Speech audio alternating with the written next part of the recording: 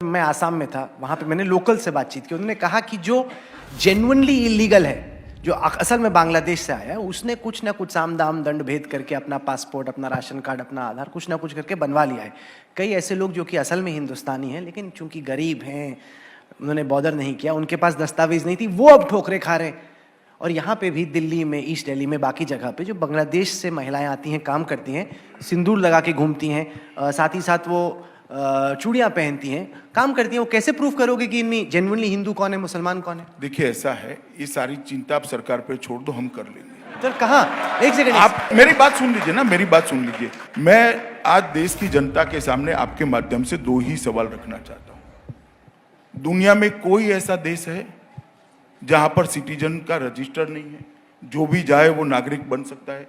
राहुल जी, आप चले जाओ अमेरिका में, नागरिक बन जाओ, बन सकते हो क्या? कोई देश है? और क्या कांग्रेस पार्टी ये कहना चाहती है कि दुनिया भर में से कहीं से भी मुसलमान आए, क्योंकि हिंदू को ले रहे हो तो आप उसको भी स्वीकार कर लो? इस प्रकार से देश चलता है क्या? इस प्रकार से देश चल सकते हैं क्या? कभी नहीं चल सकते। और हमने कोई भेदभाव नहीं करा। पर अमित शाह, ये भारत का कमिटमेंट था। जब बंटवारा हुआ, वहां जो हिंदू भाई रह गए, सिख भाई रह गए, सारे वहां की माइनॉरिटी रह गई है। अगर वो देश में वो रहना नहीं चाहते हैं तो इनको ये देश स्वीकार करेगा। ये देश की पार्लियामेंट का कमिटमेंट है, देश का गवर्नर जनरल का कमिटमेंट है, इस देश के प्रधानमंत्री का कमिटमेंट है, और सबसे ऊपर महात्मा गांधी का कमिटमेंट है, जिसको देश में सबने मानना चाहिए।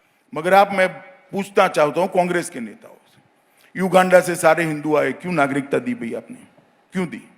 तो कांग्रेस बताएगी ना, मैं क्या बताऊं? कांग्रेस क्या बताएगी? कहां जाएगा जवाब सर कांग्रेस देगी। कल मानो मैं भगवान न करे, जैसा युगांडा में हुआ वैसा फ्रांस में होता है। वहां से कोई ऐसा शासक अगर सारे हिंदुओं को निकाल देंगे, हिंदू कहां जाएगा?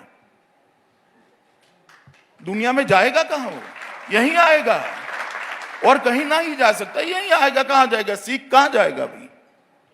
यहीं आएगा। कहां जाएगा? अगर अफ्रीका से सबको निकाल दिया तो यहीं आए, तो और हमने स्वीकारना चाहिए। और मैं आपको बताता हूं, ये आप सारे फैसले कुछ भूल गए हो आप, मैं आपको याद करा देता हूं।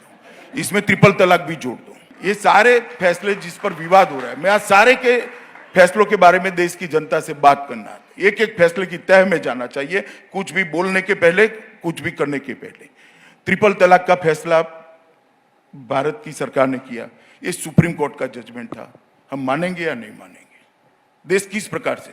तो आप कांग्रेस को पहले पूछा आज क्या कि ट्रिपल तलाक का विरोध क्यों नहीं किया? आपको पूछना चाहिए था भाई। सर सरकार में आप बैठे नहीं, मुझे मालूम है कि आजकल नहीं सर। एक मिनट, आप मुझे, मैं आपको एक एक फैसले का जस्टिफिकेशन बताता हूं भैया। ट्रिपल तलाक का सुप्रीम कोर्ट का जजमेंट था, जिसका हमने इंप्लीमेंटेशन किया, और विपक्षी पार्टी इसको भी मुस्लिम तुष्टिकरण का एक्ट मानती है कि वोट बैंक की पॉलिटिक्स होती है। तो सुप्रीम कोर्ट क्या वोट बैंक की पॉलिटिक्स कर रही है? एक हो गया। दूसरा 370 में, जब 370 बनी तब ही सारे कांग्रेस के लीडर ज्यादातर देश की संविधान सभा में थे, इसको कोई डिस्प्यूट नहीं कर सकता। उसको टेम्पररी रखा गया। क्यों टेम्पररी रखा? परमानेंट कर देते तो हटाने का सवाल ही नहीं आता। हटाने का रास्ता 373 में डाला गया। क्यों डाला गया भाई? आपने ही डाला है, आपने ही कहा है। नेहरू जी ने संसद में कहा कि ये घिसते घिसते घिसते घिस जाएगी, तो हमने घिस डाली। इसमें हमने क्या नया किया भाई? आपने ही कहा था कि ये टेम्पररी है। उसके एक मिनट, उसके बाद में अयोध्या में 1994 में कांग्रेस पार्टी एक्ट लेकर आई। एक्ट क्या था? सुप्रीम कोर्ट का जजमेंट जिसके पक्ष में आएगा, हिंदुओं के पक्ष में आएगा तो भूमि हिंदुओं को दे दी जाएगी, मुसलमानों के पक्ष में आएगा तो मुसलमानों को दे दी जाएगी। हमने कोर्ट के जजमेंट की राह देखी, कोई कानून हाथ में नहीं दिया। 5 जजों की बेंच बनी, एक वर्तमान मुख्य न्यायाधीश और 3 बनने वाले मुख्य न्यायाधीश उसमें बैठे, एक मुस्लिम सज्जन भी इसके अंदर न्यायमूर्ति थे। इन सब ने यूनानिमस फैसला कर ये भूमि हिंदुओं को दे दी। अब कांग्रेस के एक्ट का मैं पालन कर रहा हूं तो भी भाई मैं कम्युनल हो गया, तो आपने एक्ट क्यों बनाया ऐसा? अब सुनो। उसके बाद में सिटीजनशिप अमेंडमेंट बिल, मैंने जैसे कहा कि नेहरू जी ने इसको एग्रीमेंट कर कर कहा था कि हमारा वचन है कि सारों को अगर वहां सुविधा नहीं है, प्रताड़ना भी नहीं लिखा है, नहीं रहना चाहते तो हम स्वीकार करेंगे। कांग्रेस ने बहुत सारे लोगों को ये कहा कि हम स्वीकार करेंगे, हमने स्वीकार कर लिया। उन्होंने कहा तब वो कम्युनल नहीं हुए, हम कह रहे तो हम कम्युनल हो गए। उसके बाद में एनआरसी का कंसेप्ट राजीव गांधी लेकर आए और आज श्रीमती सोनिया गांधी विरोध कर रही। राजीव गांधी लेकर आए तो सेक्युलर था, अब वो जब करते हैं तब वो सेक्युलर है। मैं उनकी बनाई हुई व्यवस्था का इंप्लीमेंटेशन कर रहा हूं तो मैं कम्युनल हूं। मेरी तो समझ में नहीं आया कि हम करें तो क्या करें। अमित शाह जी, ऐसा लग रहा है कि जब से आप गृह मंत्री बने हैं, आप बड़ी जल्दी में बड़े बड़े फैसले आप एक के बाद एक ले रहे हैं। क्या ये हकीकत है? क्योंकि होम मिनिस्टर बने आपको 6 ही महीने हुए हैं, इतने बड़े बड़े फैसले आपने ले लिए। कहां जल्दी करे भैया, कहां जल्दी करे? 70 साल हो गए, 70 साल हो गए जी, कहां जल्दी करा?